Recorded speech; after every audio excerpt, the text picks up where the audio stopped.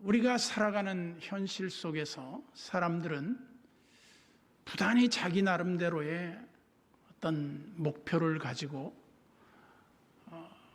성을 쌓기 시작하고 있다. 성을 쌓고 있다. 그렇게 보고 있죠.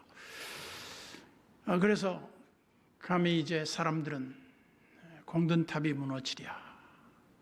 자기의 그런 온 정성과 노력과 최선을 다해서 이루고자 하는 어떤 꿈이 어떤 외부의 힘에 의해서 그것이 무너질 수 있을까 생각하겠지만 그게 무너질 수 있습니다. 왜 무너지느냐?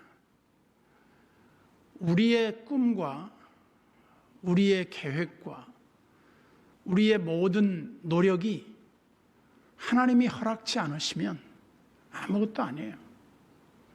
사람이 노력하지 않는 사람이 어디 있겠어요?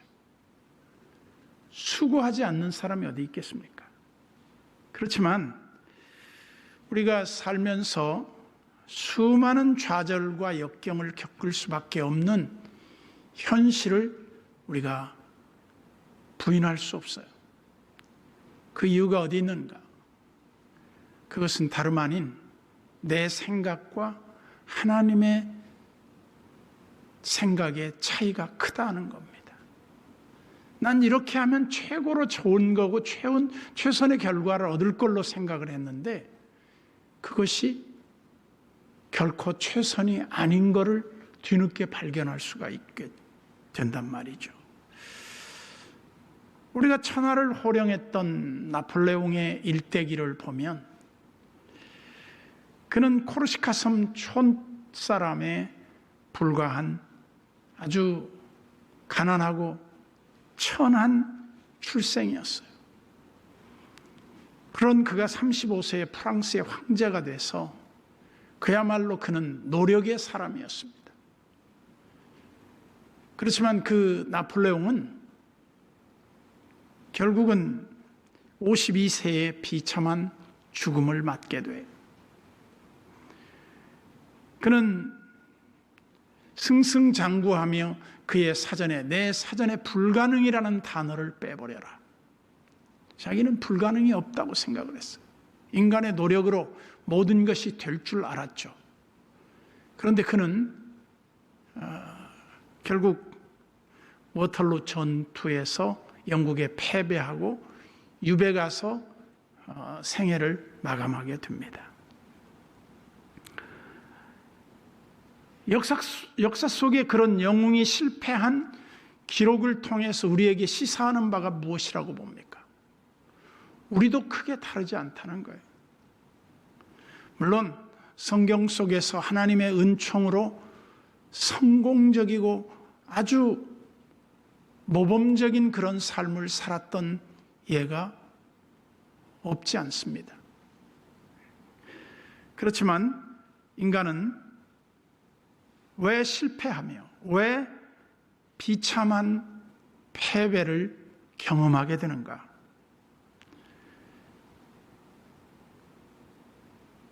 우리가 하나님 앞에 다 성공적인 삶을 살고 싶지 않은 사람이 어디 있겠어요? 보다 더 자기 자아 실현의 욕구가 발동되기를 원하지만 그렇지 못하다는 거죠. 우리가 하나님을 위해 살 때, 우리가 하나님의 부름에 합당하게 하나님의 영광을 위해 우리가 헌신할 때 우리의 삶은 결코 헛되지 않다는 겁니다. 솔로몬도 그런 말을 했어요. 헛되고 헛되니 헛되고 헛되며 헛되고 헛되니 모든 것이 다 헛되도다. 그런데 그의 주장 가운데 하나가 있잖아요. 헛되지 않은 것이 딱 하나가 있다.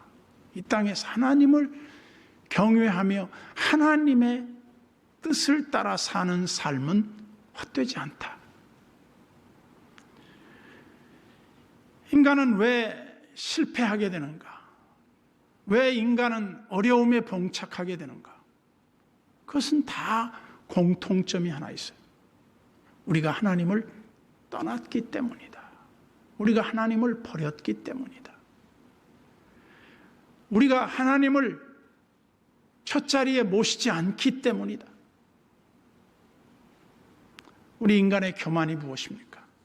하나님 없는 성공, 하나님 없는 자기만의 목표 달성, 이것이 우리 인간을 비참하게 만들 때가 있다. 이사야 43장 7절에 보면 하나님은 우리 창조의 목적을 이렇게 말했어요. 곧 내가 내 영광을 위하여 창조한 자를 오게 하라. 그를 내가 지었고 그를 내가 만들었느니라. 그리고 우리가 너무나 잘 아는 고린도전서 10장 31절에 보면 그런즉 너희가 먹든지 마시든지 무엇을 하든지 다 하나님의 영광을 위하여 하라. 우리가 어느 때는요, 무슨 행위를 하고 있어요. 그때 문득 이렇게 우리에게 질문을 한번 해봐요. 내가 지금 하나님의 영광을 위해서 하고 있나? 아니면 나 자신의 어떤 즐거움을 위해서, 내 어떤 목표를 위해서 하고 있나? 우리가 인간의 가장 대비적인 삶을 살았던 예가 나옵니다. 우리가 사울과 다윗을 보면 사울은 자기 아성에 대한 기념비를 세우려고 애를 써요. 근데 다윗은 하나님의 거룩한 목적을 위해서 살려고 애를 써요.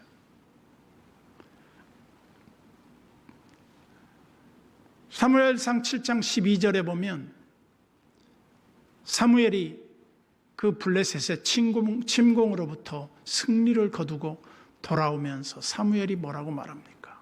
미스바와 센 사이에 돌을 세우고 가로되 에베네셀이다. 하나님이 우리를 여기까지 도우셨다. 하나님을 위한 기념비를 세워요. 하나님이 우리에게 승리를 주셨다는 거죠. 반면에 사무엘상 15장 12절에 보면 사울이 갈멜에 이르러, 소위 갈멜 전투의 승리 이후죠. 승리 이후에 자기를 위하여 기념비를 세우고 발길을 돌려 길갈로 내려갔다 하는지라. 사울의 실패 원인은 그가 하나님을 버려요. 하나님도 그를 버렸다는 거죠. 우리가 하나님께 영광을 돌린다고 하는 것은 추상적인 개념이 아니에요. 하나님이 우리를 부르신 그 뜻이 있어요. 하나님이 나를 세우신 목적이 있어요. 그 목적에 부합된 삶을 살고 있느냐, 아니면 우리가 하나님 없는 성공의 길을 추구하느냐 이거죠. 우리는 끊임없이 자기의 탑을 쌓고 있다. 오늘 우리가 읽은 이 창세기 11장 1절부터 그 내용이 무엇을 떠올리게 하느냐면, 인간이 행하는 일마다 다 죄를 범함으로 말미암아 하나님이 사람 지으신 것을 후회하시고 사람을 이 땅에서 다 쓸어버리려고 계획하셨다. 그게 바로 창세기에서 말하는 노아 홍수 사건입니다. 성경 기록에 의하면 이 바벨탑을 쌓는 이 때까지 아마 노아는 살아있었을 거라고 보는 거예요.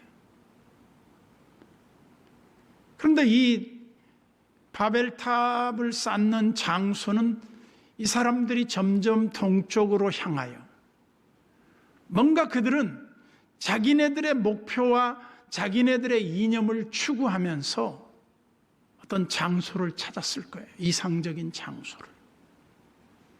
그래서 그들이 찾은 곳은 시날 땅이라고 하는 오늘날 가장 비옥한 문명의 발상지라고 할 수 있는 그 유브라데스 강과 티그리스 강의 그 중심 지역에 머물게 됐습니다. 있다는 거죠. 가장 비옥하고 가장 풍부한 물이 공급되는 그런 장소에서 그들이 추구한 건 뭡니까? 첫째는 풍요죠. 풍요. 두 번째는 뭐겠어요? 모든 위험으로부터 자기들을 지키는 안전의 욕구. 그래서 홍수가 내려서 이 홍수로 사람들이 떠내려갈 때 그들은 그 홍수보다 높이 올라가서 안전을 보호받으려고 했던 것 같아요. 그래서 우리가 흔히 사도 바울의 고백에도 보면 내가 지극히 높은 3층천에 올라 그랬는데 그때 당시의 사람들의 머릿속에는 1층천, 2층천, 3층천이 있었다는 거예요. 그래서 1층천은 보통 낮은 구름이 떠 있는 곳을 1층천, 그래서 거기가 하나님이 이렇게 발을 들여놓고 계신 곳으로 봤다는 거죠. 그래서 하나님과 같이 되고 하나님의 거하시는 그 처소까지 올라가고 싶은 인간의 욕망이 있었어요. 그리고 이제 2층천은 거기서부터 그 잘 보이지 않는 하늘까지를 2층천, 그 다음에 이제 3층천은 그 이상 우리 인간이 볼 수 없는 그 하늘이 또 있다고 믿었던 겁니다. 그래서 보통 1층천이 얼마로 계산을 하느냐면 400m 정도, 해발 400m 정도를 1층천으로 봐요. 그래서 보통 우리나라에 이렇게 비 오고 난 뒤에 낮은 구름이 깔려 있는 곳, 그게 한 400m, 해발 400m 내외로 보고 있는데 아마 바벨탑의 높이를 최소한 그 구름이 떠 있는 곳까지 올라가면 비가 와도 떠내려가지 않을 것이라고 생각을 했던 거겠죠. 그래서 그들이 기가 막힌 그 진흙과 역청으로, 요즘식으로 말하면 아스팔트로 말이죠. 그 아스팔트 원액 같은 그 찐득찐득한 걸로 그 벽돌과 그 역청을 섞어서 아주 견고한 이 탑을 쌓기 시작했다. 그래서 그들이 하나님의 세계에 도전한 거예요. 엄청난 일이죠. 그 당시에 상황을 생각해 보면 현대 과학으로도 풀 수 없는 그런 거대한 탑을 그들이 쌓고 있었다 이 말이죠. 근데 그 탑의 흔적을 지금 뭐 고고학자들이 그 발굴을 해보니까 모래 속에 묻혀 있다고 그러는데, 그때 당시에 그 바벨탑보다 훨씬 높은 산들이 많이 있었을 텐데, 그러면 왜 산 위에 올라가서 도시를 건설하고 살지, 왜 굳이 신할 평지에다가 그런 탑을 세웠을까? 아까도 말씀드린 대로 첫째는 풍요를 누려야 돼요. 두 번째는 그들이 흩어짐을 면하기 위해서 그 넓은 땅과 비옥함이 필요했을 거라고 봐요. 장관이었습니다. 그 탑이 얼마나 대단한 위용을 갖춘 탑이었는지는 모르지만 엄청난 사람들이 동원된 어마어마한 그런 탑을 쌓고 있었다. 참 재미있는 표현이 있어요. 오늘 본문 11장 5절에 보면 이렇게 말해요. 여호와께서 사람들이 건설하는 그 성읍과 탑을 보려고 내려오셨더라. 어떤 사람은 이 탑을 말이죠, 이렇게 해석한 사람도 있더라고요. 그 탑이 그냥 탑을 쌓은 게 아니라 거대한 사람들의 그 집단 거주지를 만들었다는 거예요.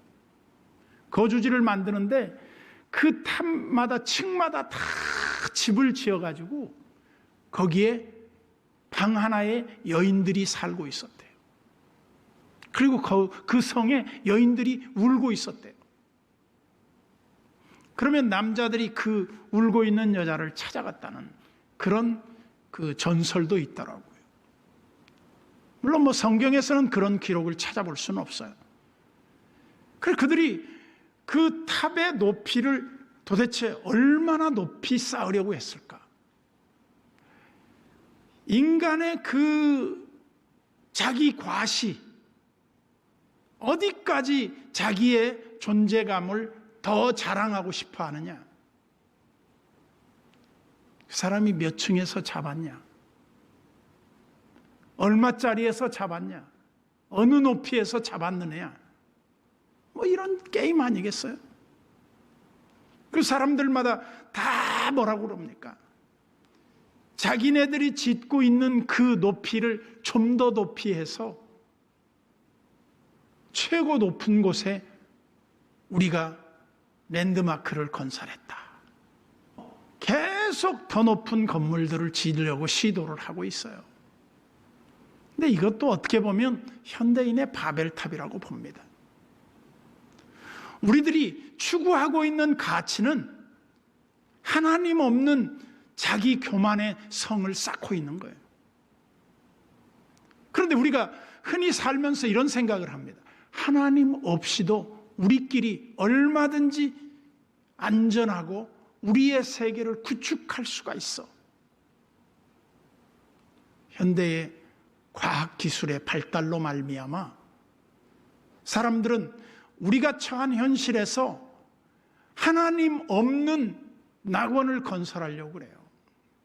그래서 우리는 이 교회라고 하는 이 공동체를 통해서 하나님이 이루시고자 하는 목적이 두 가지가 있어요. 하나는 구심점이에요. 구심점. 십자가 앞에 모여라. 하나님의 은총의 그늘 아래 우리가 나아가자. 하나님이 초청하죠. 누구든지 목마른 자들은 물로 나오라. 너희는 와서 사목도에 값없이 돈 없이 와서 포도주와 젖을 사라. 하나님의 초청을 받아요. 이 구원의 초청이거든요. 그래서 구원의 우물에서 우리가 그 목마름을 해결하기 위해서 물을 마십니다. 그래서 하나님의 그 공급하시는 은혜를 우리가 교회를 통해서 얻게 돼요. 근데 거기서 먹고 마시고 끝나는 게 아니에요. 하나님은 우리에게 동시에 뭐라고 말하느냐? 너희는 가라는 거예요. 우리는 하나님의 그 구원의 초청과 함께 구원받은 하나님의 백성들은 이제 원심력을 가지고 그 주의 복음을 들고 세상으로 나가서 흩어져서 하나님의 나라를 건설하라는 겁니다. 근데 참 특이해요. 사람들은 자기 만족에 빠져서 하나님의 나라에 대한 건설에 관심 두지 않아요. 그러나 하나님은 우리에게 뭐라고 말씀합니까? 계속해서 가라는 거예요. 너는 가서 그의 나라와 그의 복음을 위하여 헌신해라. 저는 오늘날도 사람들이 자기가 생각하는 절대적 가치와 어떤 추구하는 목표가 있을 겁니다. 이거는 하나님도 어쩔 수 없을 거라고 말은 안 하지만 자기 나름대로 이것만은 내가 이루기만 한다면 이게 나를 지켜주겠지. 그러나 저는 그렇게 보지 않습니다. 천만의 말씀이다. 거기에 하나님이 없다면 그것은 바벨탑일 수밖에 없다. 결국 하나님이 내려와서 인간이 이루시고자 하는 그 잘못된 착각의 탑을 성취하지 못하게 만들어요. 그것이 하나님 앞에서 우리 인간이 가져야 할 겸손이에요. 언어를 혼잡케 했다고 그러는데 어느 날 갑자기 어떻게 언어가 혼잡이 왔을까? 참 특이하죠. 말하는 사람과 듣는 사람이 전혀 의사소통이 안 되는 이런 결과를 초래했는데 그러면 지금 이렇게 말합니다. 야, 우리에게 바벨탑만 없다면 우리 인간의 그 언어는 단일 언어로서 세계가 얼마나 소통하기에 편했을까라고 생각을 할 겁니다. 근데 지금 바벨탑을 다시 쌓고 있는 인간의 수많은 노력들이 참 많은 것 같아요. 그게 뭐냐 하면 내가 우리 말로 말을 하는데 상대방이 미국 사람이면 번역기를 귀에다 꽂고 있으면 자기 말로 다 들리는 거예요. 참 우리가 얼마나 이 타이핑하는데 애를 썼습니까? 근데 이제는 그냥 말만 하면 다 한글로 영어로 다 번역이 되어버립니다. 내가 굳이 타이핑을 안 해도 돼요.